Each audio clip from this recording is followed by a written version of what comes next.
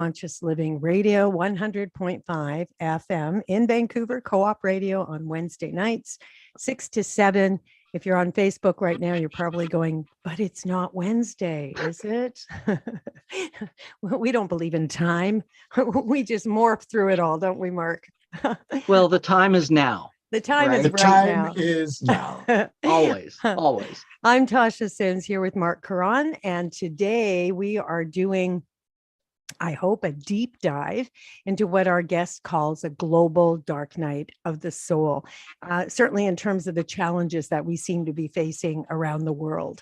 His latest book, co-written with Carolyn Baker, is called Radical Regeneration, Sacred Activism and the Renewal of the World. We hope to maybe touch on some of these symptoms of the dark night, the observable authoritarianism, climate change, economic inequality, just this incredible reactivity. That's the one that keeps hitting me. Yeah. But, you know, with the understanding that we're going to be looking at the potential for transformation. And I know for some people that may be an interesting concept, but honestly, that's where I want to dive the deepest, because once you understand that everything, literally everything, can be an opportunity that way, I think it's a game changer. So let me introduce our guest. Andrew Harvey is an internationally renowned religious scholar, a writer, a spiritual teacher, and the author of more than 30 books. He's also the founder and director of the Institute for Sacred Activism. So welcome to the show, Andrew. I'm thrilled to be with you and thrilled to be talking about this new book, because really this new book, which I wrote with Carolyn Baker, is a manifesto. It's a vast manifesto that distills a lifetime's passion, a lifetime's search, a lifetime's knowledge. And I am so thrilled to be able to offer it to all of you who are listening, because I feel that what Carolyn and I have been able to do in this book is give you a map and a way of seeing and feeling this extreme crisis that we are in, not as the end of everything, not as the death and destruction of everything that we love, but as an enormous assignment to all of us to really go deep within, find the love that lives there, come together and build a new world and a new way of being and doing everything out of the madness, the obvious madness. I'm in. Yeah, I love let's it. do it.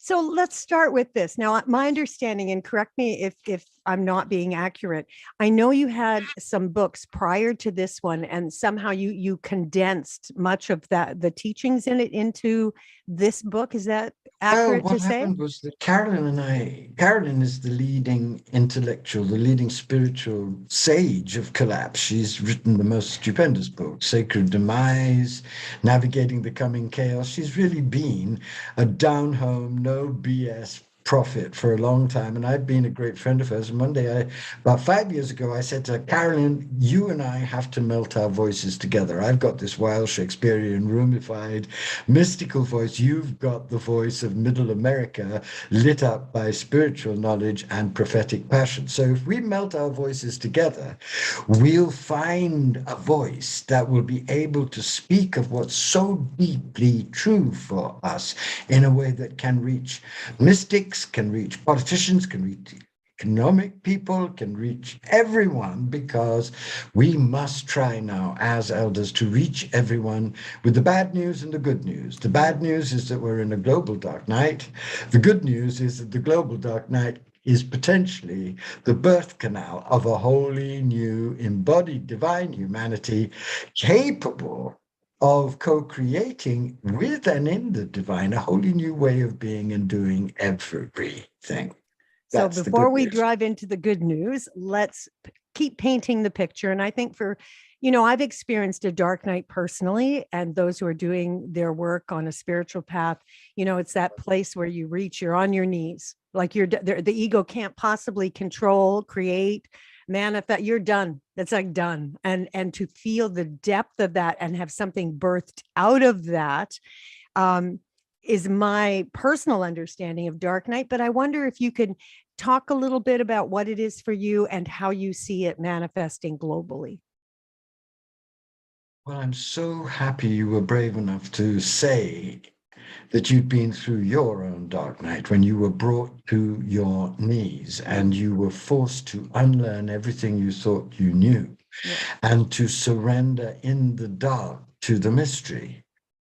Yep. Because that is exactly the place that the whole of humanity is now being brought by the great passionate evolutionary will of the Divine Mother to permit us to abandon what is obviously destructive and illusion ridden and not helping us and causing enormous suffering all over the world, not only to us, but to the animals and the plants, and the trees and the sea and the fishes, and to allow us to expand into what we have always been, children of the divine, capable of co-creating absolutely everything. I've been through my own dark night, and it lasted 10 years, and it nearly killed me many, many times. And from where I stand and sit now, it was by far the most glorious experience of my life, because what happens in a real dark night is that all the concepts and dogmas and fantasies and illusions of what you imagine to be yourself are bombarded, bombed, incinerated, seared down, blazed away by the divine, not as a punishment, but as liberation from whatever was drawing you back, sabotaging you, limiting you. Of course, during the dark night, you don't know that unless you're lucky enough to have been given a map. I was given a map by my great teacher, Father B. Griffiths, of what the Dark Night was and is.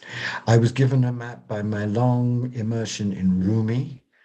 I was given a map by my reading of St. John of the Cross and the Dark Night process. And why a map is so central and important, and this is the map that we're offering throughout Radical Regeneration, is that it enables you to know and see and understand as far as you can that the process that you're in, which seems so deadly, so lethal, so terrifying, is something that will, if you hang in there with devotion and trust and surrender to the mystery, end in an unimaginable soft explosion of new divine consciousness, which will empower you at a level that you never could have even begun to imagine. That's the dark night's blessing, the savage grace of the dark night. And it's never been better expressed than by Rumi. And if you want a map right now of what this process is, this is the map. The grapes of my body can only become wine after the winemaker tramples me. I surrender my body like grapes to his trampling, so my inmost heart can blaze and dance with joy. And although the grapes go on sobbing blood and screaming, I cannot bear any more anguish, any more cruelty. The trampler stuffs cotton in his ears and says, "It is I who am the master of this work. And you can deny me if you want. You have every excuse. But when, through my passion, you reach perfection, you will never be done praising my name." Ugh. That's Shivers. Love it. stupendous, isn't it? That's lovely. what it's like. I praise my dark night. I bless my dark night because it saved me from Andrew Harvey and birthed me into whatever the hell or heaven I am now, and gave me the passion, the insight, the clarity, the force, the yearning, the compassion, the wild holy energy to pour myself out in 43 books, to travel the world, to create a movement of sacred activism everywhere, and to be able to be at 70 someone who can turn to everyone with the most radical confidence and say, the sign that the world is in a global dark night is not the sign of despair. It's not the sign of paralysis. It's not the sign that it's over. It's the sign that something utterly amazing is beginning through a massive destruction that clears the way for the birth in us of a wholly new level of divine compassion, passion, joy, force, power, and above all, inspired creativity.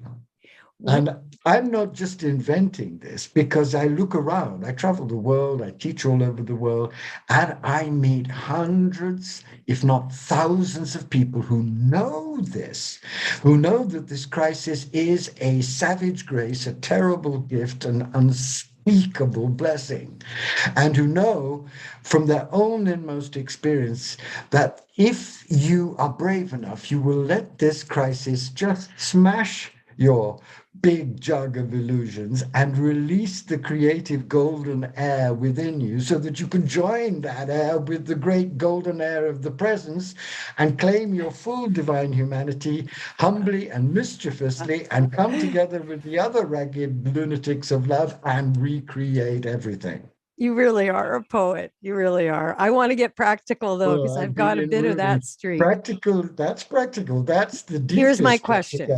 What quality or what is it that you believe helps us as individuals navigate, or not navigate, because that still sounds like you have control. I was going to say the dark night of the soul, but helps us surrender to that moment. What is it that we could be doing individually? What quality could we be cultivating? What's some specific step? Our listeners listening going, yes, this all sounds fantastic.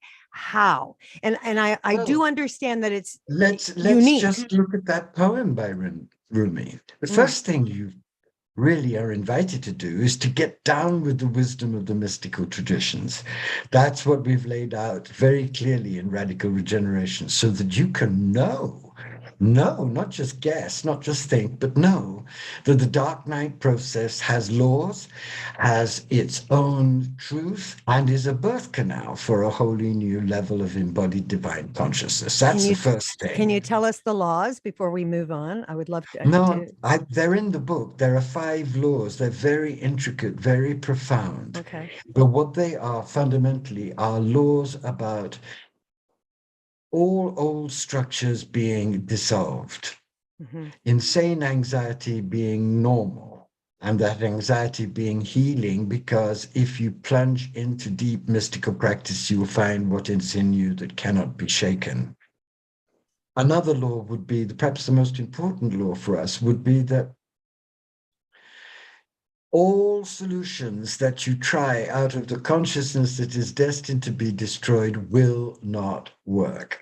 So, however noble intentioned you are, however wise you think you are, if you haven't yet been born into the next level, you're not going to be able to do anything or control anything. It's not going to work.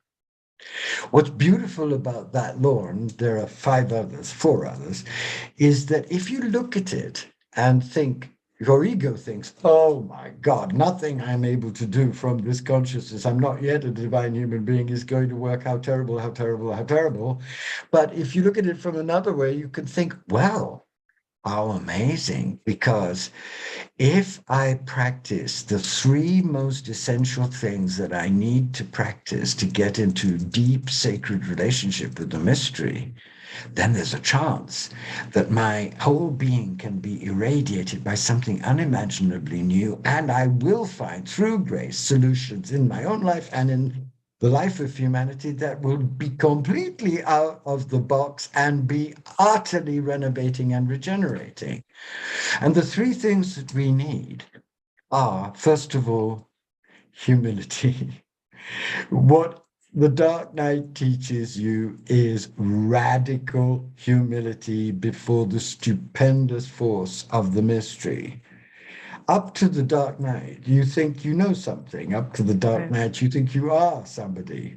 When the dark night sinks its fangs into your neck and being, what you come to realize is that you are essentially nothing, no one. You don't know anything. You're in a vast turbulence which is utterly uncontrollable. And if you resist that turbulence and rage against that turbulence, it will just get worse. Get even crazier. If you humble up and start approaching the mystery with tenderness and devotion, then you'll practice the second virtue, and that is surrender. Realize that you are being invited, no, compelled, to give up your fantasies of control and risk the great risk of all, surrendering to the mystery in abandoned trust. And if you do that, then you'll come to the astounding last virtue. And that virtue is what Rumi describes: I surrender my body like grapes to his trampling, so my inmost heart can blaze and dance with joy. Because if you can humble up and surrender and then give yourself in blind holy trust to the mystery, what the mystery will give you is an enormous new power of love for it, even as it's hurting you, destroying you, annihilating who you think you are. You'll find that in your heart is dancing a whole new level of, oh my God, how amazing you are. And that love will carry you through. So, to people who are listening and who want to know how, there's only one way, and that is to plunge into the deepest and simplest kind of sacred mystical practice that you have ever imagined doing. And what I always say to people, if you want to really dance with this great dance of death and rebirth, crucifixion and resurrection, what you need is a three-part, dead simple, totally potent, totally transformatory practice. And this is the practice, and you can do it whatever path you're on, because it doesn't depend on religion. It's about birthing yourself with the birthing grace of the divine, so that you can come to experience in the middle of the dark night the beginning of the new being that you are destined to be. Can we This touch was on? what I learned. I'm going to give it to you. Yeah, of Yeah, I course. love it. It's all free.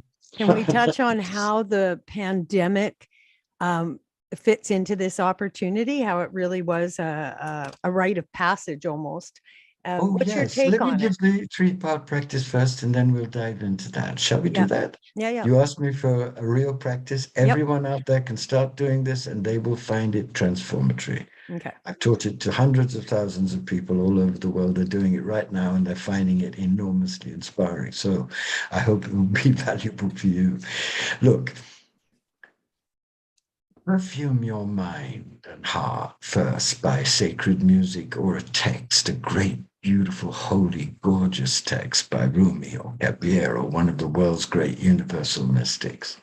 That's how you heat up the pan of your whole being, and then begin the practice. And the first quarter of an hour, just do imageless meditation so that you calm your mind and watch your thoughts, especially your anxious, despairing, paralyzed, this can't work thoughts. Just watch them and realize that they're just the machine repeating itself. There's something living in you that can watch them with great amusement, great clarity, great compassion. That is your essential self. In the second quarter of an hour, say the name of God by whichever way you are most impassioned to love God. So it doesn't matter what religion you are. God has no name, but is approachable by any name you choose. This is the great discovery of the evolutionary mystics. So say the name. I say the name of Christ, Om Namah Christaya. And I say it in the depths of my heart, yearning and burning with longing to be one with Christ consciousness, one with embodied divine love consciousness. So say it with intense devotion, so that your heart starts to expand. And then in the last quarter of an hour, put on your favorite dance music, the music that gets you really wild and gorgeous and juicy and abandoned and celebratory, and dance, dance, dance for the divine in this great evolutionary death rebirth dance. Rumi said, one day in your wine shop, I drank a little wine and threw off the robe of my body and knew, drunk on you. This cosmos is harmony, creation, destruction. I am dancing for them both. Dance like that. And if you do that three-part practice, you'll find over time that you enter with your whole mind, your whole heart, and the bubbling cells of your energized, increasingly divinely irrigated body. You'll enter into the force field of this great birth that the mother is doing on the planet right now through the agony and ordeal of the dark night. And you'll experience it beyond words. So, have a go. It's wonderful. Okay. And you were saying about COVID, look, Well, why again, we started this whole journey in radical regeneration is because Carolyn and I both knew that when COVID came, it was announcing the very dangerous late stage of Kali's dancing in the world, a worldwide epidemic closing the whole world down.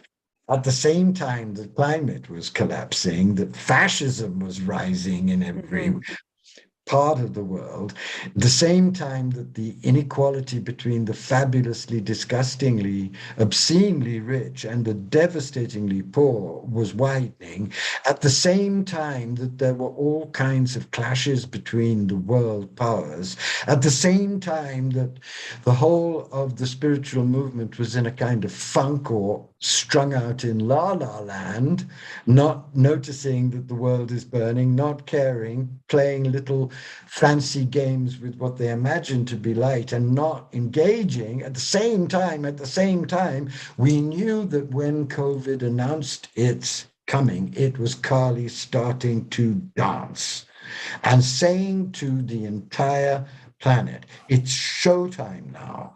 If you're going to continue with this hubris, this passion to dominate nature, this fantasy of capitalism, this obscene cruelty on every level to the animals, to nature, if you're going to go and choose that and continue to choose that, even in the face of what you are now seeing and suffering, then you have very little time left because you're going to die out. And this is not a hysterical statement. The United Nations has given us 8 years to deal with the climate crisis before it becomes unstoppably ferocious. Many scientists foresee other epidemics that are caused profoundly by our mishandling of nature and erupt out of our own hubris. And we're all aware as we speak of the danger of potential nuclear war in Europe with Putin out of his mind. So these are realities. But what we are truly dedicated to presenting with great clarity and passion, and we hope deep wisdom, is that this summoning by the dark feminine, by Kali, by the mother, the outraged mother, is also a great invitation Because if we can really look at the world with her eyes, with our unillusioned eyes, and take in the range and depth of the devastation that we're currently doing and being threatened by at the deepest level, then we can understand two things very clearly. And those two things, I believe, are if we have such a power of destruction as we clearly do, we must also have a matching, if not greater power of creativity and construction and renovation and regeneration. And the second thing which we ask ourselves is, what is this force of regeneration that must be within us? And the answer that all the great mystical traditions and shamanic traditions tell us, it is inside you. It is original blessing.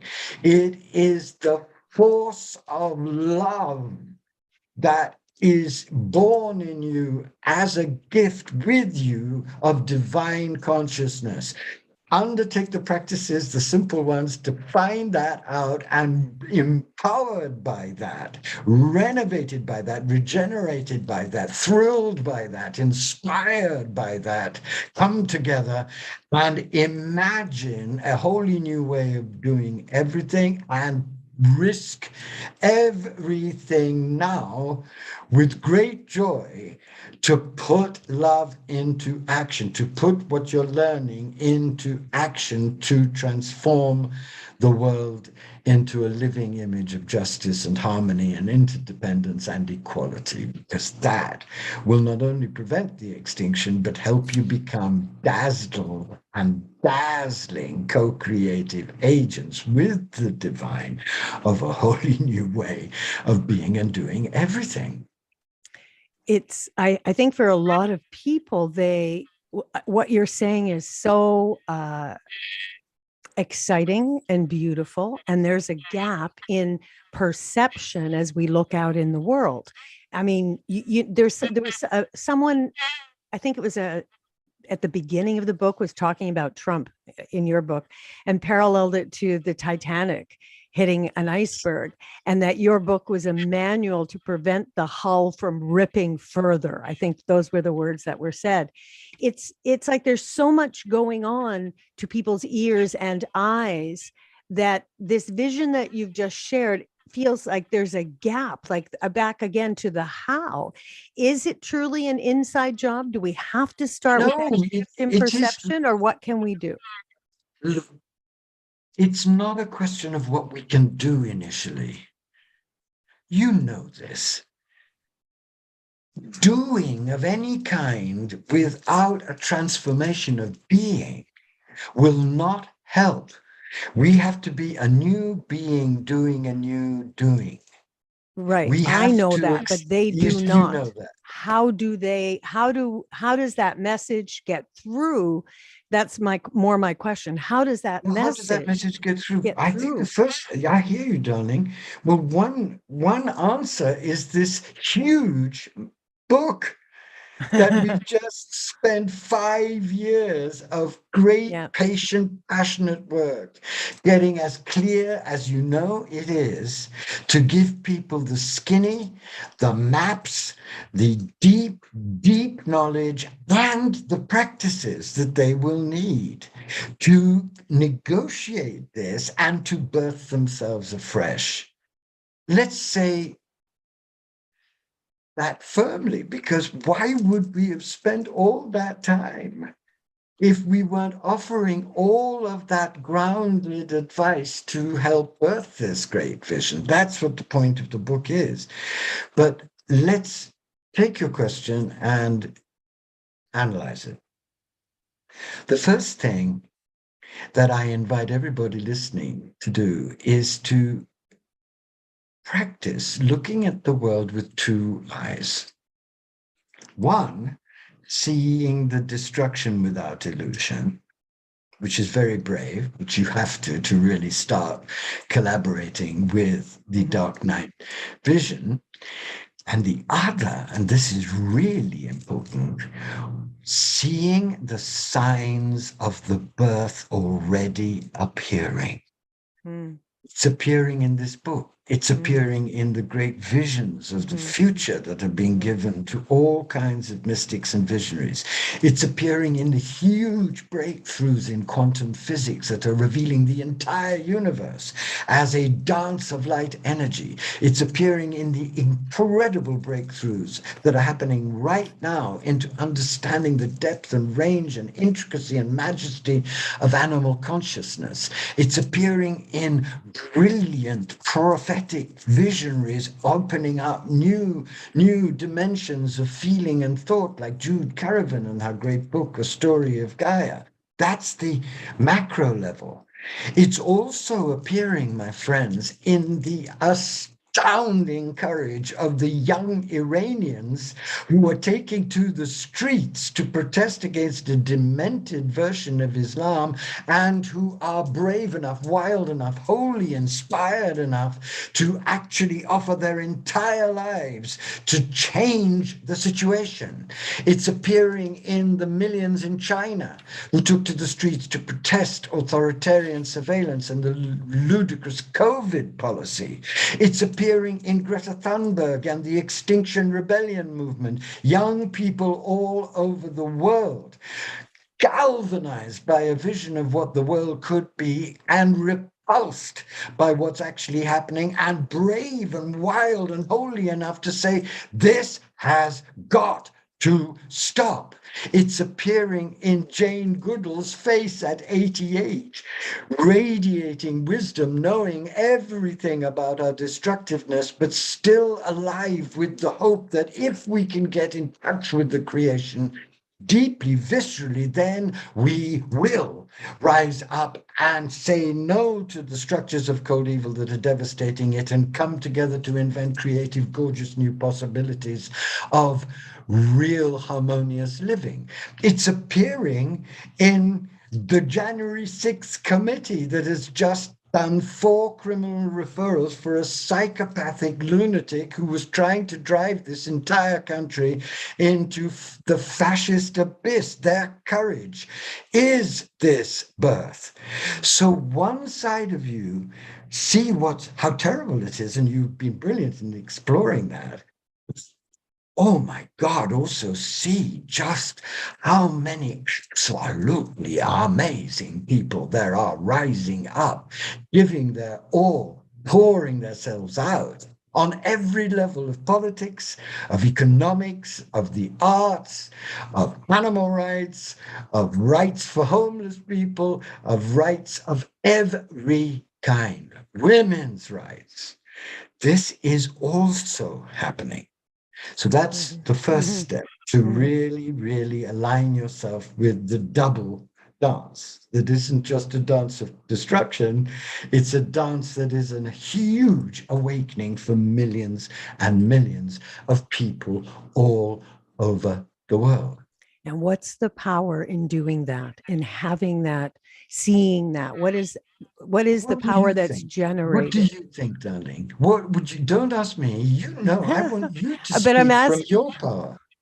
Well, What do you think the power is? The power is knowing in the guts of your being that there is a new world arising potentially, and being inspired out of your brain with the excitement of that, and then doing the inner work to really make yourself strong enough and luminous enough and brave enough and wild enough and holy enough and passionate enough to be one of those who are turning up. That's the power in it. Okay, I'm being devil's advocate for people I know who are listening, who are still in a struggle. And so I love what you're saying. Still in a struggle. When someone's in a personal struggle, I'm trying to see if we can offer a nugget, a something that goes, wait a minute. Okay, if I only do, like what you said was quite practical to me and quite real, to look at the world with 2 eyes, to always notice if you just landed in a slot. That's practical. If you want something practical, do that 3-part practice. I've given you. Here, I'm going to ask you a different way altogether. Okay, let's drop that. Let's drop it. When you're in pain, and surely at times you might lose some hope. What do you advocate for someone who does not understand yet about the mystery, about all these things that we're passionate and talking about. That's who I'm trying to offer the Oh, I hear hand you. to. Sorry, darling. No, no, I'm getting so excited, and you're exciting me. So look, let's come down an octave. Okay. I would say to you, if you're in that position, which I have the deepest compassion for, because everything in our culture has conspired to hide from you the secret that will transform your life. And that is that you are a child of God, that you have divine consciousness as your deepest inheritance and blessing. Don't believe me, believe all the great mystics of all the great mystical traditions. So the first thing that I'm going to invite you to do is to try and open, despite all your training and all the conventions and all the ways in which this culture works to try and prevent you from realizing that secret, try and imagine at first that it might actually be true, that the Buddha wasn't lying, that Jesus wasn't lying, that the Prophet wasn't lying, that Rumi isn't lying, that Kabir isn't lying, that I'm not lying, that none of us are lying, the Dalai Lama isn't lying. There is a vast, untapped force of beauty and goodness and compassion and strength within you. That's the first thing you need to be able to begin to open to. Because you'll find that the more you open to that in the distress that you're feeling, the more you'll be tempted to do the next step. And the next step is to start with a very simple spiritual practice. And the very simple spiritual practice I've already given to people who are already in it, the 3-part practice. But the very simple practice that I would recommend to you is so simple that you can do it anywhere. Just imagine yourself, just stop and breathe in the golden light. Imagine a golden light, like the light of the sun, like the light of this flower. And breathe it in and breathe it down to the end of your toes. And then when you finally breathed it all in, just breathe out your anxiety, breathe out your distress, breathe out your suffering. And do it 9 times, very slowly, very steadily, really believing that it could work. And you'll find that after that 5 minutes, you'll be in a different state. You'll be calmer, you'll be grounded, you'll be able to negotiate what seems absolutely unnegotiable.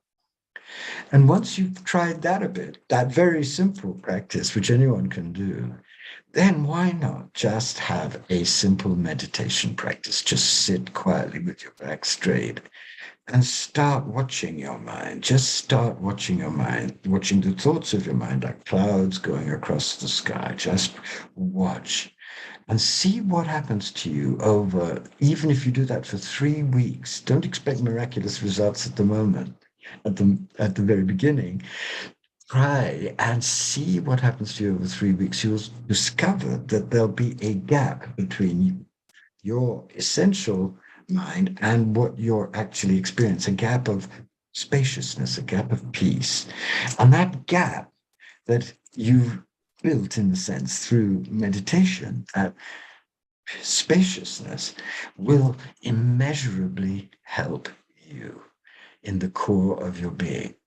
Then, after that, once you've checked that out and realized that the Buddha wasn't lying when he said that meditation can bring you to the great peace within you that's waiting to be awake in you, then start praying for yourself, praying for the world in your own words. Talk nakedly, directly, without any fantasy or illusion, to the divine, and ask for what you really need.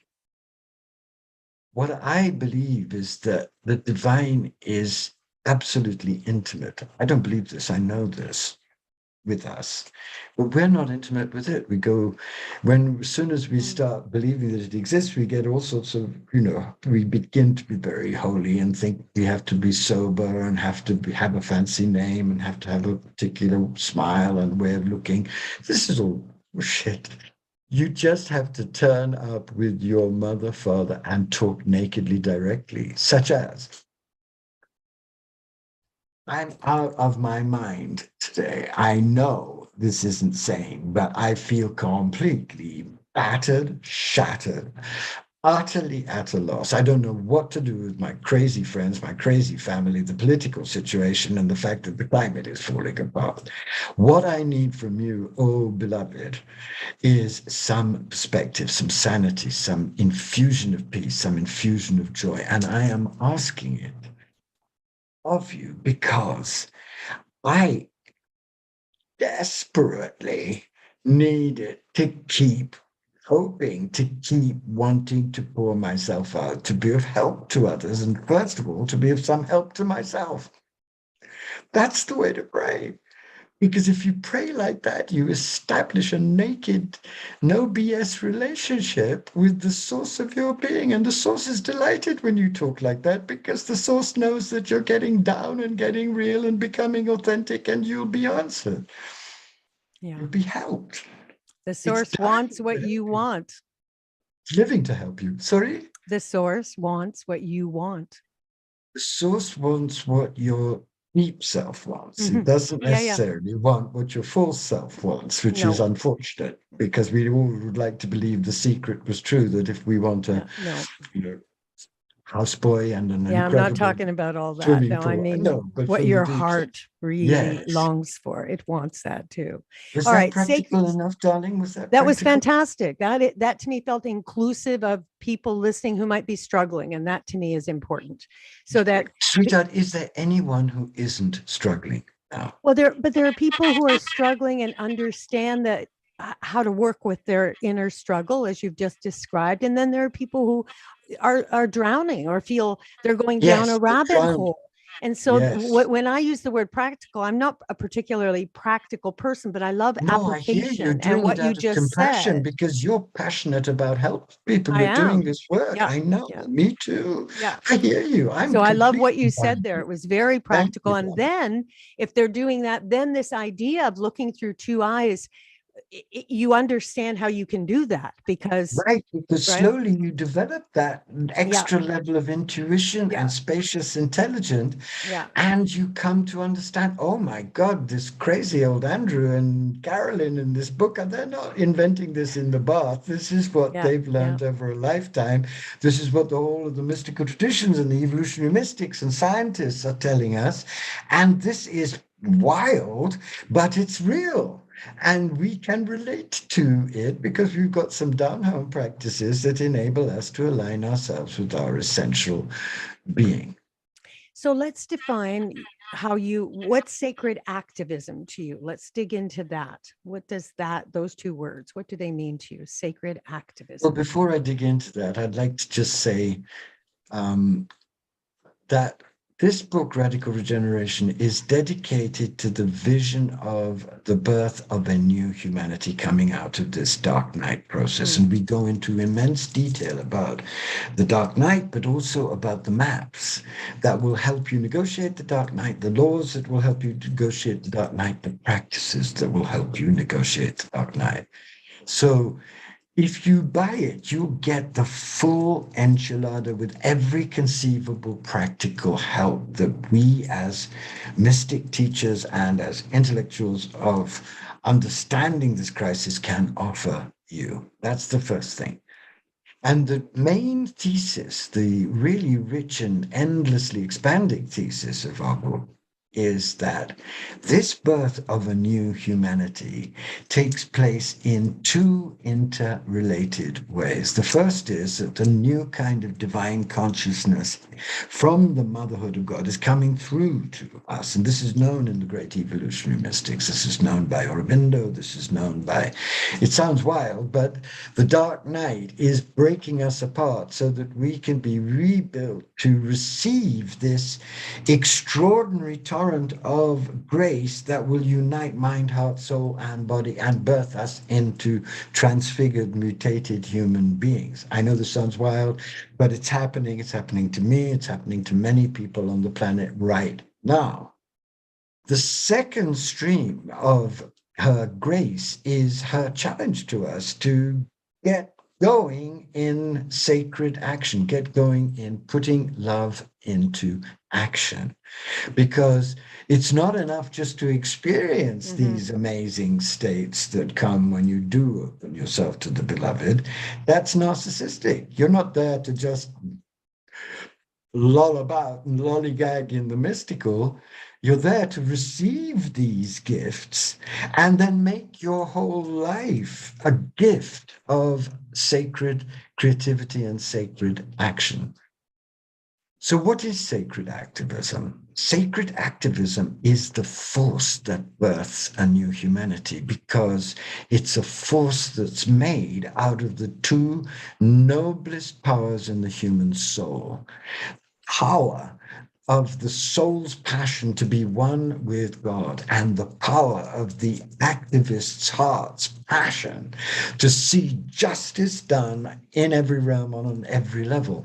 And when you bring together, experience it, try and experience it now, try and bring together your own confused, bewildered, but real passion to understand reality, to be one with reality, with that other passion that's beating in your heart, to see animals protected, the homeless fed and housed, the poor treated with dignity and offered proper jobs, the end of the tyranny of the billionaires, the end of the tyranny of the maniacs with nuclear weapons at their disposal.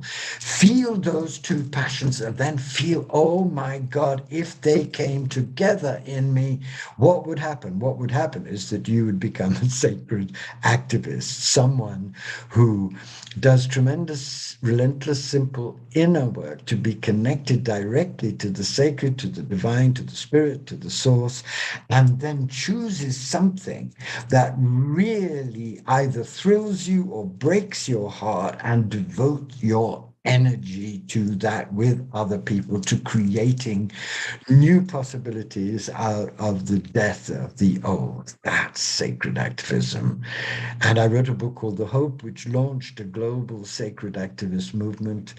Hundreds of thousands of people all over the world are now living sacred activism and finding that fusing together the deepest kind of spirituality and the clearest, wisest, most urgent, most guided action not only is effective, but floods those who do it with a great deal of joy and purpose and meaning. So that's another practical suggestion for all of you who are bewildered and battered by what's happening. Go out and feed a homeless person. See how you feel after that, however battered you're feeling. Go out and adopt a dog or a cat from a shelter that might be euthanized if you didn't love it, and see how that makes you feel. Go out and send a check to an organization that you know desperately needs it, and see how that makes you feel, and start there. But then, oh my God, you might get addicted to this feeling that is arising in you of actually having a purpose and a meaning and doing something and really contributing. And you might read the book like The Hope or Radical Regeneration and realize there are hundreds of thousands of people who are dying and living to meet you and to encourage you to expand your power of service so that you can expand this sense of joy that is living in you despite everything that's going on. I was watching Jane Goodall the other night on TV, and Jane is a friend of mine, and I used to meet her in hotels and in airports in the middle of the night all over the world, because at one time we were traveling about the same amount. She traveled about 300 days a year, and I was traveling 300 days a year to introduce sacred activism to the planet. And the thing that always amazed me about Jane, and I hope I was able to communicate it to her too, was how happy we were. Right. How infused with joy we were.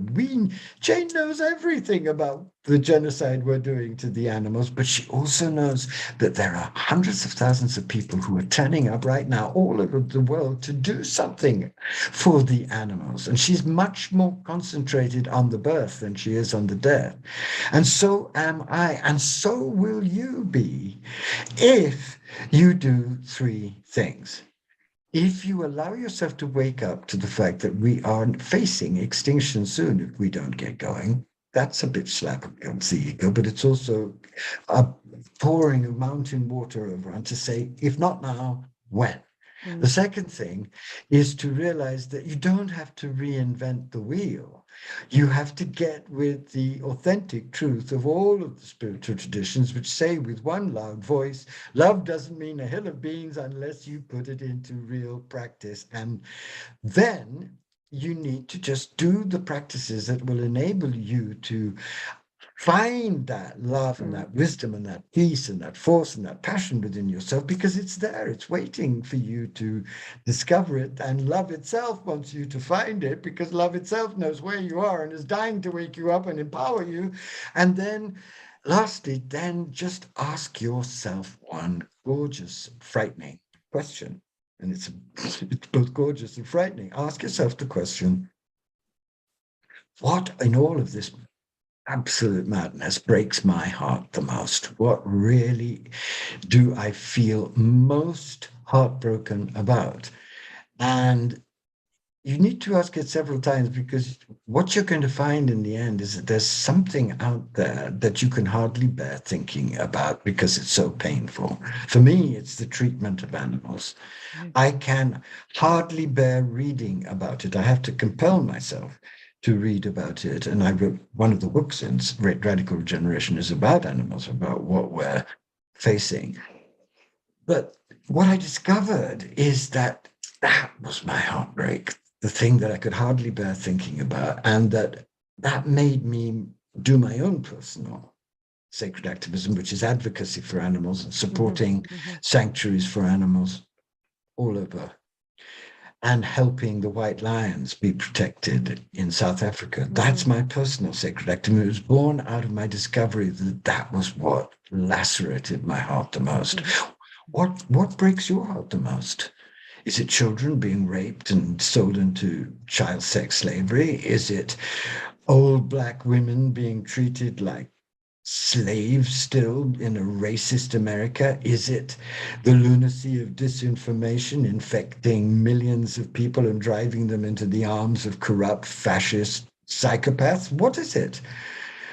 Do something about it. Get together with others who feel the same way and use your energy and your joy and your creativity and your intelligence and come together to rise up and be the alternative in action.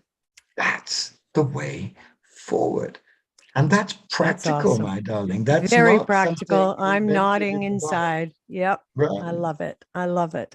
Okay. We've only got a couple of more minutes. And I said I wanted to give you an opportunity to share if there's anything more that you want the listeners to know about, how they can find you. We'll have links as well on our page. But do you have any events coming up or anything you want to talk about that you want them to know?